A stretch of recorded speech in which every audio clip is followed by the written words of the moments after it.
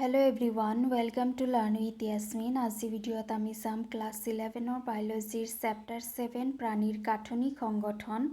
আজি ভিডিওত আমি চাম আচ্ছাদক কলাৰ প্ৰকাৰসমূহ। আমি চাইছিলোঁ যে প্ৰাণী কলা 4 প্ৰকাৰৰ কলাৰ দ্বাৰা গঠিত হয়। তাৰে প্ৰথমটো আছিল আচ্ছাদক কলা। এতিয়া আমি চাম আচ্ছাদক কলা কেই প্ৰকাৰৰ হয়। আচ্ছাদক কলা ব্ৰডলি 2 প্ৰকাৰৰ হয়, সৰল আচ্ছাদক কলা আৰু যৌগিক আচ্ছাদক কলা। তাৰপিছত আকৌ এই সৰল আৰু যৌগিক আচ্ছাদক কলাক আকৌ সাব ডিভিজন কৰা হয়। সৰল আচ্ছাদক কলাক আকৌ 4টা ভাগত ভাগ কৰা হয়, চলকাকাৰ আচ্ছাদক কলা, ঘনাকাৰ আচ্ছাদক কলা আৰু স্তম্ভকাৰ আচ্ছাদক কলা। ইয়াৰ লগতে আৰু এটা আছে যাক চিলিয়াযুক্ত আচ্ছাদক কলা বুলিও কোৱা হয়। সো এইবোৰ হৈছে সৰল আচ্ছাদক কলাৰ ভাগ। যৌগিক আচ্ছাদক কলাৰো ভাগ আছে, যিবোৰ ইয়াতে দিয়া হোৱা নাই, তাৰো 4টা ভাগ আছিলে। সো আমি সৰল আচ্ছাদক কলা মানে কি হয়? সৰল আচ্ছাদক কলা নামটোৰ পৰা আমি গম পাইছোঁ সৰল মানে কি হ'ব, ইয়াৰ যিটো আকৃতি আছে সেইটো একেবাৰে সৰল হ'ব, ৰাইট? সো সৰল আচ্ছাদক কলা এটা মাত্ৰ কোষৰ তৰপেৰে গঠিত দেহগহ্বৰ, বাহক নলিকা, নলিকা আদিৰ বেৰতীয়াক দেখিবলৈ পোৱা যায়। সো যিটো সৰল আচ্ছাদক কলা আছে তাৰ যিটো কোষৰ তৰপ আছে সেইটো হৈছে সিঙ্গেল তৰপ, মাত্ৰ এটা তৰফৰ দ্বাৰা গঠিত হয়, যাৰ কাৰণে ইয়াক কি কোৱা হয়? সৰল আচ্ছাদক কলা বুলি কোৱা হয়। আৰু এই সৰল আচ্ছাদক কলাসমূহ ক'ত দেখিবলৈ পোৱা যায়? আমাৰ দেহগহ্বৰত, আমাৰ দেহৰ ভিতৰত যিবোৰ নলিকা আছে নলিকাসমূহত ইয়াক দেখিবলৈ পোৱা যায়। যৌগিক আচ্ছাদক কলা যিটো সৰল আচ্ছাদক কলাতকৈ টান হ'ব, টাফ হ'ব, ৰাইট, ষ্ট্ৰাকচাৰটো। সো যৌগিক আচ্ছাদক কলাক 2 বা ততোধিক কোষৰ তৰপেৰে গঠিত আৰু ইয়াক প্ৰাণীৰ ছালৰ দৰে ৰক্ষণাবেক্ষণৰ কাম কৰে। সো যিটো যৌগিক আচ্ছাদক কলা আছে তাতে কোষৰ কেইবাটাও তৰপ থাকে, তৰপৰ দ্বাৰা গঠিত হৈ পেলাই এটা যৌগিক গঠনৰ সৃষ্টি কৰে, যাৰ কাৰণে ইয়াক যৌগিক আচ্ছাদক কলা বুলি কোৱা হয় আৰু ইয়াক প্ৰাণীৰ ছালত দেখিবলৈ পোৱা যায়। সো বুজি পালা? সৰল আচ্ছাদক কলা য'ত কোষৰ তৰপ মাত্ৰ এটা হয়, যৌগিক আচ্ছাদক কলা য'ত কোষৰ তৰপ 2টা বা ততোধিক হয়। সৰল আচ্ছাদক কলা দেখিবলৈ পোৱা যায় দেহগহ্বৰ, বাহক নলিকা, নলিকা এইবোৰত, আৰু যৌগিক আচ্ছাদক কলা দেখিবলৈ পোৱা যায় ছালত, ৰাইট? এই ছালত থাকি পেলাই কি কৰে? ছালৰ ৰক্ষণাবেক্ষণ দিয়ে। এতিয়া কোষৰ সাংগঠনিক ৰূপান্তৰৰ ওপৰত ভিত্তি কৰি সৰল আচ্ছাদক কলা পুনৰ 3টা ভাগত ভাগ কৰা হৈছে। তাৰমানে কোষৰ গঠনৰ ওপৰত, কেনেদৰে কোষসমূহ সজ্জিত হৈ আছে সেই সাজনৰ ওপৰত ভিত্তি কৰি সৰল আচ্ছাদক কলাক কেইবাটাও ভাগত ভাগ কৰা হৈছে। চলকাকাৰ আচ্ছাদক কলা, ঘনাকাৰ আচ্ছাদক কলা, স্তম্ভকাৰ আচ্ছাদক কলা আৰু এটা আছে চিলিয়াযুক্ত আচ্ছাদক কলা। এই গোটেইকেইটা আচ্ছাদক কলাৰ বিষয়ে আমি পঢ়িম, কি হয় এইবোৰ আৰু কোনটো অংশত আছে শৰীৰৰ। প্ৰথমতে চিত্ৰকেইটা চাই লোৱা। ইয়াৰে প্ৰথমটো এইটো চিত্ৰত যিটো আছে এইটো হৈছে চলকাকাৰ আচ্ছাদক কলা। ইয়াতে চোৱা কোষবোৰ অনিয়মিতভাৱে আছে, কোনোবাটো ইয়াতে শেষ হৈছে, কোনোবাটো ইয়াতে শেষ হৈছে। সো এনেদৰে আছে, অনিয়মিতভাৱে আছে, আৰু ইয়াত যিবোৰ কোষ আছে কোষসমূহ কি আছে? চেপেটা ধৰণৰ কোষ হয়, ৰাইট? সো এইটো হৈছে সৰল আচ্ছাদক কলা। নাম্বাৰ 2টো ঘনাকাৰ আচ্ছাদক কলা। ঘনাকাৰ আচ্ছাদক কলা কোষসমূহ অধিক ঘন হৈ আছে, ইয়াতে চোৱা ইয়াতকৈ ইয়াৰ কোষসমূহ ঘন হৈ আছে, আৰু এই যিটো আচ্ছাদক কলা আছে এইটো অকণমান নিয়মিত হয়, ইয়াৰ দৰে একেবাৰে অনিয়মিত নহয়। সো ইয়াত এইটো হৈছে ঘনাকাৰ আচ্ছাদক কলা। ঘনাকাৰ এইকাৰণেই কোৱা হৈছে ইয়াত যিবোৰ কোষ আছে কোষসমূহ ঘনভাৱে আছে। তাৰপিছত থাৰ্ডটো হৈছে কি? আমাৰ স্তম্ভকাৰ আচ্ছাদক কলা। স্তম্ভ মানেতো জানাই খুঁটি যিবোৰ থাকে, ৰাইট? সো ইয়াত থকা যিবোৰ কোষ আছে এইবোৰ খুঁটিৰ দৰে হয়, স্তম্ভৰ দৰে হয়, অৰ্থাৎ কোষসমূহ এনেকুৱা চোৱা দীঘল দীঘল কোষ হয়, তল কোষ হয়।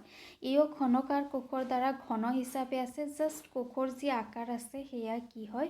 কোষৰ আকাৰসমূহ স্তম্ভকাৰ হয়, দীঘল হয়, যাৰ কাৰণে ইয়াক স্তম্ভকাৰ সৰল আচ্ছাদক কলা বুলি কোৱা হয়। তাৰপিছতো হৈছে কি?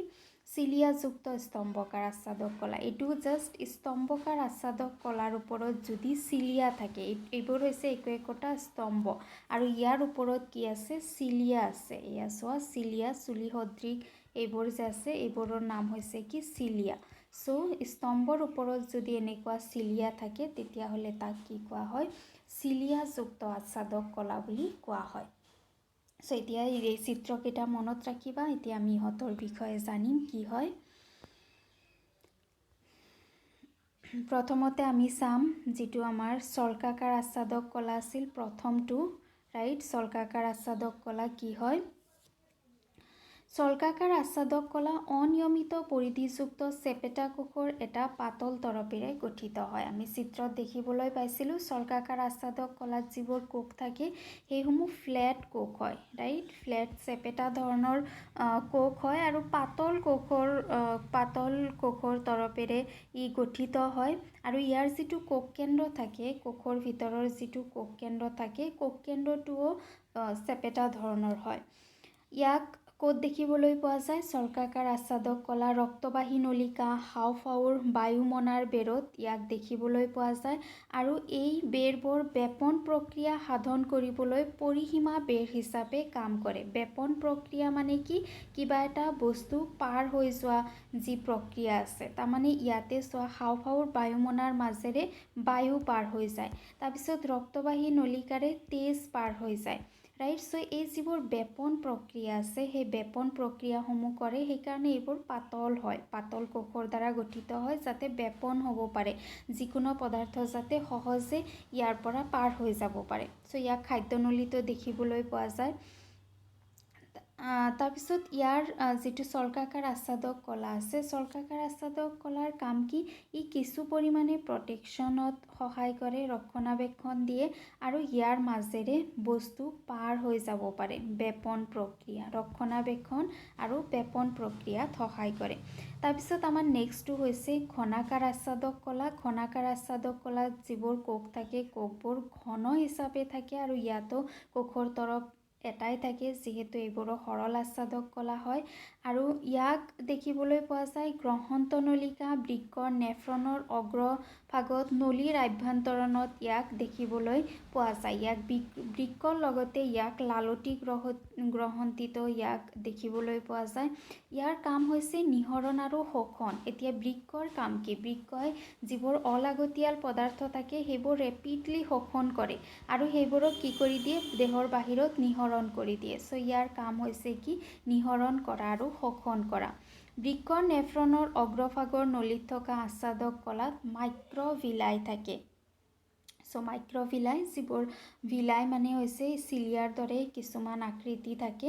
সো ইয়াৰ কাম কি? ঘনাকাৰ আচ্ছাদক কলাৰ কামো হৈছে যে ই মেকানিকেল, শাৰীৰিক শক্তি প্ৰদান কৰে, মেকানিকেল ষ্ট্ৰেংথ দিয়ে, লগতে ই কিছু পৰিমাণে ৰক্ষণাবেক্ষণ দিয়ে, প্ৰটেকশ্যন দিয়ে কিছু পৰিমাণে, আৰু এটা কাম আমি ইয়াতে পালোঁ যিটো হৈছে কি? শোষণ আৰু নিঃসৰণত সহায় কৰে। তাৰপিছত হৈছে আমাৰ থাৰ্ডটো, যিটো হৈছে স্তম্ভকাৰ আচ্ছাদক কলা। স্তম্ভকাৰ তাৰমানে এইটো স্তম্ভ, খুঁটিৰ দৰে যিবোৰ কলা আমি দেখিছিলোঁ সেইবোৰ হৈছে স্তম্ভকাৰ আচ্ছাদক কলা, যিবোৰ কলা ক্ষীণ, লাহি আৰু এনেকুৱা ধৰণৰ ওখ ধৰণৰ কলা হয়। সো ইয়াতো কোষৰ তৰপ এটা থাকে, ইয়াৰ কোষ কেন্দ্ৰ ভূমি অংশত থাকে, যিটো কোষ কেন্দ্ৰ থাকে এনেকুৱা ভূমি অংশ তলৰ পিনে থাকে কোষ কেন্দ্ৰটো, আৰু মুক্ত পিঠিত কেতিয়াবা মাইক্ৰভিলাই থাকিব পাৰে।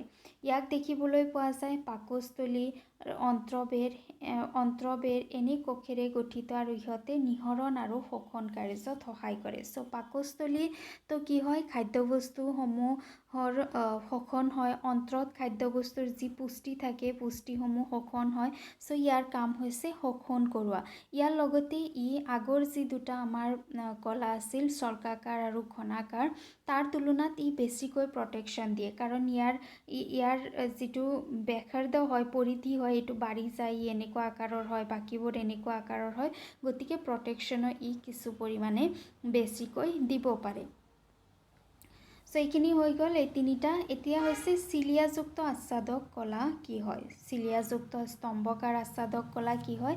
এইটো স্তম্ভকাৰ আচ্ছাদক কলাই হয়, কিন্তু ইয়াৰ পিঠিত চিলিয়া বা কেশৰ থাকে, চুলিসদৃশ অংশ থাকে, আৰু সেইকাৰণে ইয়াক কেশৰযুক্ত আচ্ছাদক কলা বুলি কোৱা হয়। আৰু ইহঁতৰ কাম হৈছে আচ্ছাদকৰ ওপৰেদি নিৰ্দিষ্ট দিশত কণিকা বা কিছুমান শ্লেষ্মা জাতীয় পদাৰ্থক চলাচল কৰোৱা।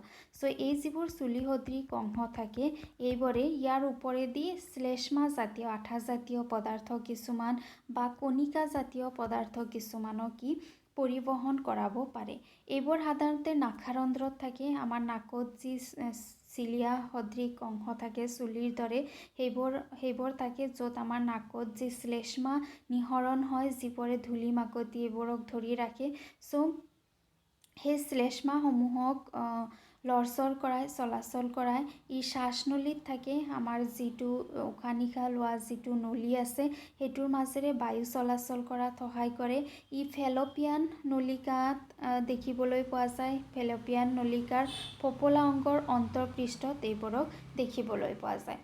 এইটো আমি চালোঁ সৰল আচ্ছাদক কলাৰ গঠনৰ ওপৰত ভিত্তি কৰি যিকেইটা ভাগ আছে সেইবোৰৰ বিষয়ে। আজি ভিডিঅ' ইয়াতে সামৰিছোঁ। ভিডিঅ' ভাল লাগিলে লাইক কৰিবা আৰু চেনেল ছাবস্ক্ৰাইব কৰিবা। Thank U.